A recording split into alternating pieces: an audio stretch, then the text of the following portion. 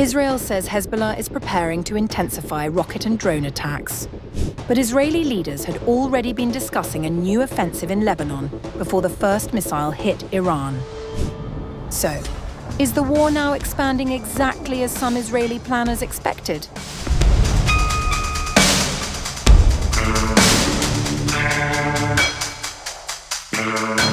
Israeli defense officials delivered a stark warning inside a closed-door meeting with Prime Minister Benjamin Netanyahu and Defense Minister Israel Katz.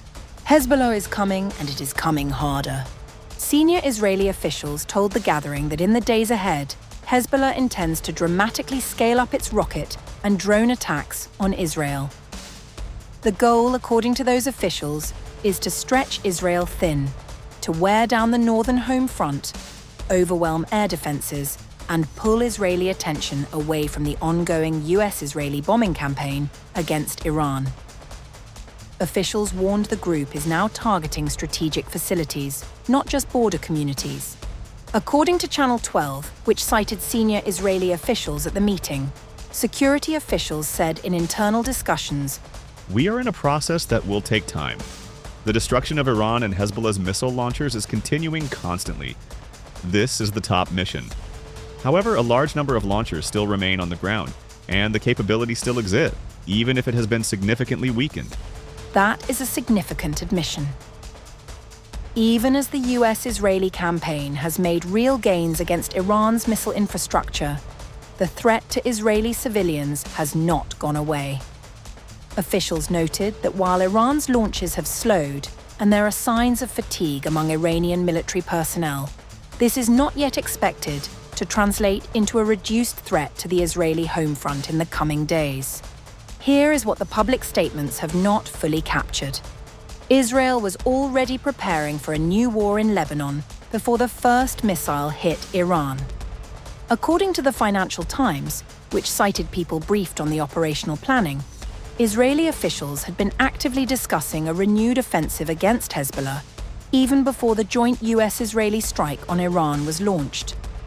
The Lebanon campaign was not a reaction, it was already in motion. The hostilities escalated sharply last week after Hezbollah fired rockets and drones into northern Israel, a retaliatory strike following Israel's killing of Iran's supreme leader, Ayatollah Ali Khamenei. Israel's response was swift and broad. Since then, Israeli forces have struck more than 600 sites across Lebanon, with the bulk of the strikes concentrated in the country's south and in Beirut's densely populated southern suburbs, Hezbollah's stronghold. The strikes triggered the largest wave of civilian displacement in Lebanon since the end of the 2024 war. One Israeli military official summed up the moment plainly. "Hezbollah made a severe mistake." But this goes beyond retaliation. According to people briefed on the planning and cited by the Financial Times, the Israeli offensive against Hezbollah is expected to last at least as long as the campaign in Iran and may continue even after any ceasefire with Tehran is reached. The goal is to inflict enough damage on Hezbollah so that there is not this constant fear of having to evacuate the northern residents. An Arab diplomat told the Financial Times that Israel has been signaling this timeline to countries across the region. The Israelis are preparing international players for the prospect that the war with Hezbollah could drag on and last longer than the war with Iran. On the ground, Israel has moved quietly but decisively. The Israeli army, which kept troops at 5 positions inside Lebanese territory after the 2024 ceasefire, has expanded its footprint to at least a dozen outposts across the frontier. There have been raids deeper into Lebanese territory, including an operation in the country's east on Friday and a raid in the south on Sunday night. Discussions are reportedly underway about sending troops into the Bekaa Valley, a Hezbollah heartland, though one person told the FT no final decision has been made. The head of the Israeli military, Eyal Zamir, told commanders on Sunday, "This will take considerable time. You must be prepared for that, and however long it takes, it will take." Israel, in other words, is not looking for a quick exit. It is building for the long campaign, in Lebanon, even as the larger war with Iran continues to burn.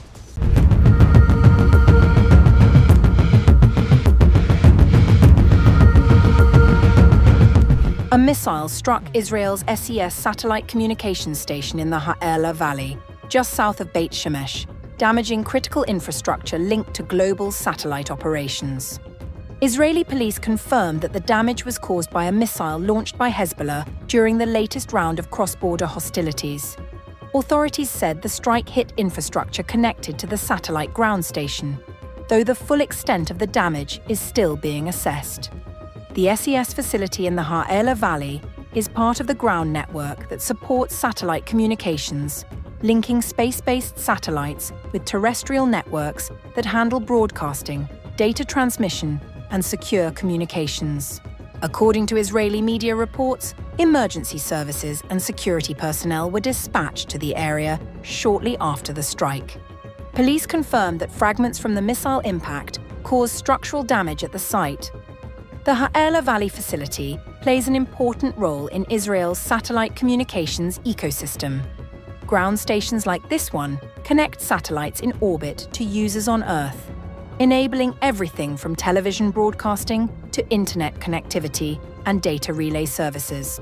CS, the global satellite operator linked to the facility, runs one of the world's largest satellite fleets, providing communications coverage across multiple continents.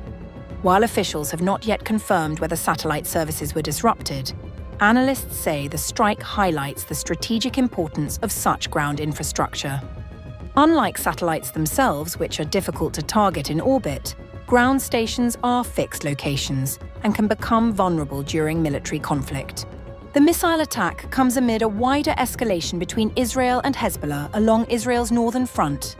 In recent days, exchanges of fire have intensified, with rockets, missiles, and drone attacks targeting areas across Israel and southern Lebanon. Israeli defense officials have repeatedly warned that Hezbollah possesses a vast arsenal of precision-guided missiles capable of striking sensitive infrastructure across the country. Security analysts say communications hubs, power stations, and military facilities could all become potential targets in a broader confrontation. The strike near Beit Shemesh is particularly significant because it occurred in central Israel, far from the immediate northern border where most of the fighting has taken place. This suggests Hezbollah may be expanding the geographic scope of its attacks. Authorities have not yet reported casualties from the strike. However, security around strategic infrastructure sites across Israel has been tightened as officials assess the implications of the attack. For Israel's defense establishment, the incident underscores a growing challenge. Modern warfare is increasingly focused not only on military bases and frontline targets, but also on the technological infrastructure that underpins communications, intelligence, and national security. As the conflict continues to evolve, the strike on the Ha'ela Valley satellite station is likely to raise new questions about how vulnerable critical communications networks are during wartime.